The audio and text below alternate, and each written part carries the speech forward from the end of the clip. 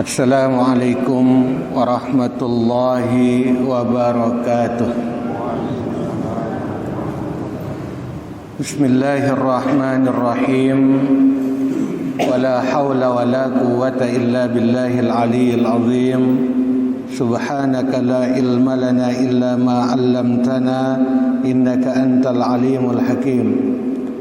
Alhamdulillahilladzi ja'ala ad-da'wah ilal huda والدلالة على الخير والنصيحة للمسلمين من أفضل القربات وأرفع الدرجات وأهم المهمات في الدين. والصلاة والسلام على سيدنا ومولانا محمد وعلى آله وأصحابه أجمعين. اللهم افتح علينا حكمتك ورحمتك وانشر علينا من خزائن رحمتك يا أرحم الراحمين. اللهم يا قاضي الحاجات، اللهم يا رافع الدرجات يا أرحم الراحمين. أما بعد. Ma'asyiral ikhwan rahimakumullah. Alhamdulillah, puji syukur kepada Allah Subhanahu wa taala masing-masing icanin itu kesempatan, kesehatan serta keafiatan sehingga kalau niki kalau selesai tanggal 5 bulan Sya'ban 1443 Hijriah icaninna itu bau kumpul lek tahun niki dengan harapan mudah-mudahan pertemuan niki datang redan Allah taala lek itu selaku amin. Salawat serta salam mudah-mudahan senantiasa terlimpah curahan tifa baginda Rasul Nabi Yuna Muhammad sallallahu alaihi wasallam, tifa selaku keluarga serta para sahabat-sahabat nasi mulia. Ikhwan rahimakumullah, le kesempatan kalau niki ganteng bicara sebuah problematika yang belakangan ini terjadi di tengah-tengah masyarakat kita. Kami akan mencoba mengangkat tema dengan judul menepis hujjah sesat Wahabi. Kita pada tahu seleput tenau mengenai bahwa di tengah-tengah kehidupan berbangsa kita ada sekelompok dengan si sekedik-kedik mundek tahu bahwa amaliyah yang dilakukan oleh orang lain dia tahu dalilnya ataupun tidak pernah mendengar dari guru-gurunya, langsung saja menghantam amaliyah orang lain dengan kalimat bahwa itu adalah perbuatan bid'ah, perbuatan sesat, dan bahkan bisa mereka kadangkala mengatakan perbuatan yang musyrik. Satu alasan yang menjadi terma utama di antara mereka yang selalu menjadi dalil utamanya, yaitu adalah ketika tidak dikerjakan oleh Nabi Muhammad sallallahu alaihi wasallam, maka perbuatan tersebut adalah perbuatan yang dipastikan adalah perbuatan yang terlarang atau haram. Apakah benar ikhwan rahimakumullah selepuk pegawian sindik nawah gawe isi nabinte selepuk ini pasti perbuatan itu kategorinya dolalah, perbuatan itu pasti hukumnya adalah haram? Dalam hal ini para ulama tidak ada satupun yang berdalil dengan at-tarku kecuali satu ulama yang menjadi pentolan mereka, yaitu Ibnu Taimiyah. Apa yang dimaksud dengan at-tarku? At-tarku ini artinya meninggalkan. Artinya sebuah perbuatan mundek negawah gawe isi nabi, maka itu dalil menyatakan bahwa perbuatan tersebut ditekanggung gawe ia. Hanya mereka saja dari Salafi Wahabi yang memakai dalil ini. Tidak ada satupun hujjah dari para ulama baik dari kalangan ulama mutaakhirin, terlebih lagi ulama mutaqaddimin yang berdalil memakai dalil at-tarku. Hanya mereka saja. Ikhwan rahimakumullah. Tarku di sini artinya adalah Nabi meninggalkan atau ndek nenggawe sopok pegawean atau ndek nengucapan sopok kalimat.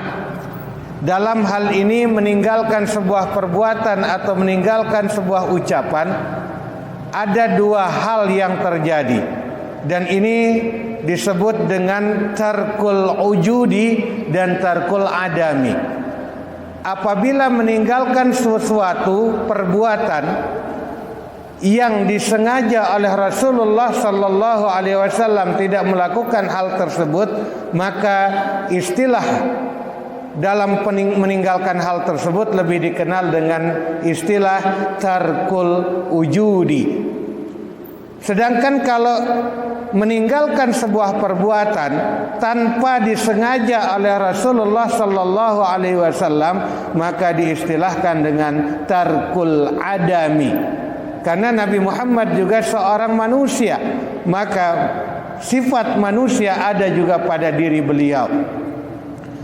Di antaranya banyak hal-hal yang menjadi contoh bahwa Nabi Muhammad meninggalkan tanpa kesengajaan.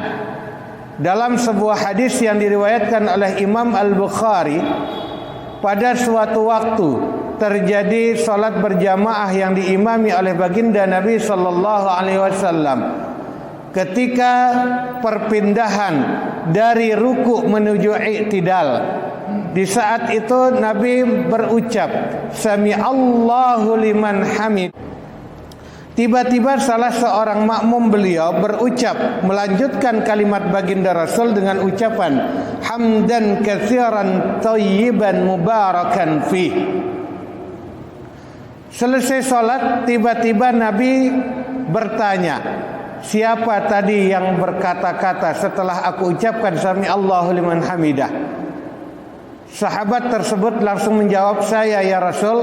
Tiba-tiba Rasul menceritakan bahwa tadi ketika ucapan itu terucap darimu, 30 malaikat berebutan untuk mencatat siapa yang duluan mencatat kalimat yang engkau ucap. Artinya ikhwan rahimakumullah, Nabi tidak pernah mengajarkan kepada para sahabat tentang ucapan hamdan katsiran thayyiban mubarakan fi ketika i'tidal, tapi tiba-tiba sahabat yang mengucapkan. Ketidaksengajaan Rasul dalam mengajarkan hal ini, inilah yang disebut dengan tarkul adami. Beliau tidak menyalahkan ucapan dari sahabat, justru mengapresiasi ucapan tersebut. Contoh kedua, perbuatan yang ditinggalkan oleh Nabi yang tiba-tiba sahabat Nabi yang melakukan. Apa yang dilakukan yang diinisiasi oleh Sayyidina Umar radhiyallahu anhu. Ketika beliau menginisiasi untuk mengumpulkan mushaf Al-Quran, tanpa keraguan beliau mengajak semua sahabat untuk mengumpulkan mushaf Al-Quran. Begitu juga Sayyidina Abu Bakar yang pada akhirnya bersetuju dengan inisiatif tersebut. Padahal tidak pernah ada perintah dari Rasul sallallahu alaihi wasallam untuk mengumpulkan Al-Quran, tapi sahabat berani melakukan. Ini yang disebut tarkul adami. Andaikan sesuatu perbuatan yang ditinggalkan oleh Nabi haram hukumnya untuk kita lakukan, pastinya sahabat yang bernama Umar dan Abu Bakar pasti tidak akan pernah berani melakukan sesuatu yang tak pernah diajarkan oleh baginda Nabi. Tapi kenapa Sayyidina Umar radhiyallahu anhu atas dukungan para sahabat-sahabat yang lain berani mengumpulkan Al-Quran, mushaf Al-Quran, sehingga kita temukan sampai hari ini Al-Quran yang 30 juz? Karena ini jelas beliau sangat memahami apa yang disebut dengan tarkul adami. Sehingga ikhwan rahimakumullah, tidak semua yang ditinggalkan tidak pernah dikerjakan oleh Nabi, tidak semuanya pasti hukumnya terlarang. terlarangnya sebuah perbuatan yang kita kerjakan apabila tidak pernah dicontohkan oleh Nabi, apabila ada nas yang sharih yang melarang perbuatan tersebut. Selama tidak ada larangan dari nas yang sharih, maka perbuatan apapun yang tidak bertentangan dengan Al-Quran dan As-Sunnah, maka perbuatan tersebut boleh dilakukan. Wallahu ta'ala a'lam. InsyaAllah akan lebih baiknya kita perdalam pada sesi tanya jawab.